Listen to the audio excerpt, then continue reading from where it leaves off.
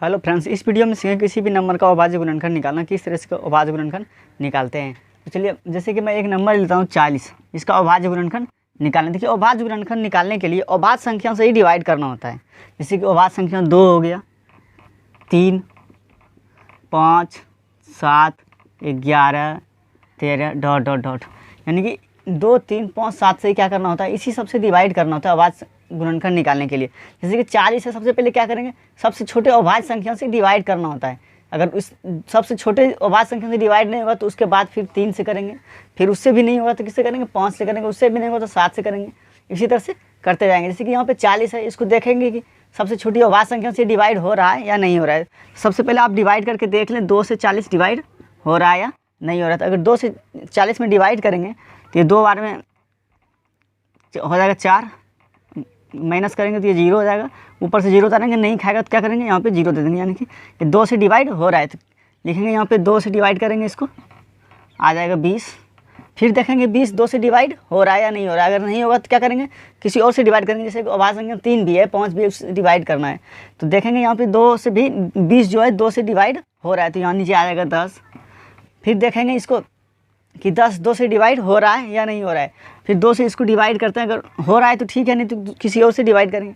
तो 2 से डिवाइड हो रहा है, कहाँ कितना आ जाएगा, 5 आ जाएगा। अब देखेंगे 5 किसी डिवाइड हो रहा है, 2 से डिवाइड हो रहा है या नहीं। अगर 2 से डिवाइड नहीं होगा तो क्या करेंगे, 3 से डिवाइड करेंगे, 5 से डिवाइड करेंगे। इसी तरह अभाज्य गुणनखंड निकालते हैं। जैसे कि देखिए, अब यहाँ पे 5 है, ये 2 से डिवाइड नहीं होगा, एक शेष बच जा रहा है। फिर इसको 3 से डिवाइड करके देखेंगे। अगर इसको हम 3 से डिवाइड करते हैं 5 को, तो क्या होता है कि ये डिवाइड नहीं हो रहा है, फिर भी शेष बच जा रहा है 2 यहाँ पे। तो क्या होना चाहिए, ये पूरा पूरे कट जाना चाहिए। तो इसको अगर 5 से हम डिवाइड करते हैं, 5 को 5 से ही डिवाइड करते हैं तो क्या हो जाता है, शेष, यानी कि ये पूरा पूरी कट जाता है। इसी देखिए 5 से हम डिवाइड करते हैं, इसको एक बार में ये कट गया। तो यानी कि 5 से इसको डिवाइड करेंगे नीचे कितना आ जाएगा, 1 आ जाएगा। चलिए, तो अभाज्य गुणनखंड कितना, 40 का निकालें तो क्या आ गया, देखिए 2 गुने 2 गुने 2 गुने 5।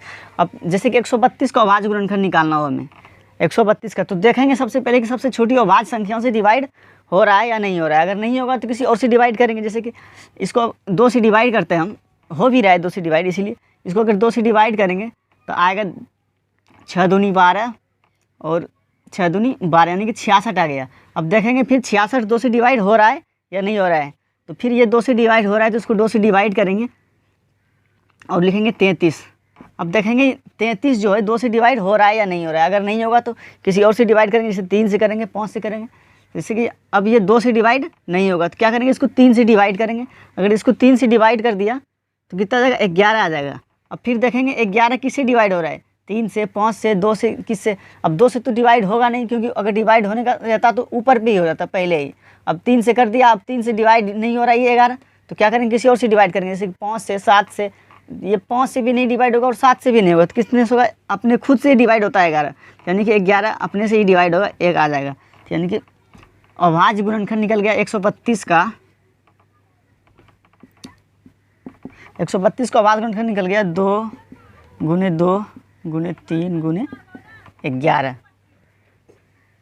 चलिए एक सवाल और लेके देखते हैं। 332 है, 332 है, इसका अभाज्य गुणनखंड निकालना है। तो क्या करेंगे, इसको देखेंगे सबसे छोटी अभाज्य संख्याओं से डिवाइड हो रहा है या नहीं हो रहा है। जैसे कि इसको 2 से डिवाइड करके देखेंगे कि ये 2 से डिवाइड हो रहा है या नहीं हो रहा है। अगर नहीं होगा तो क्या करेंगे, किसी और से डिवाइड करेंगे। जैसे कि इसको 2 से डिवाइड करते हैं, कितना आ जा रहा है, 1 6 6, यानी कि ये 2 से डिवाइड हो रहा है।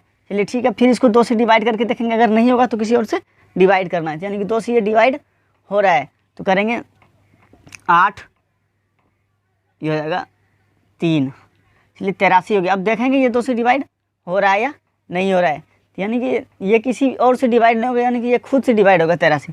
इसको 83 से डिवाइड कर देंगे, ये हो जाएगा एक बार में 83, यानी कि 2 गुने 2 गुने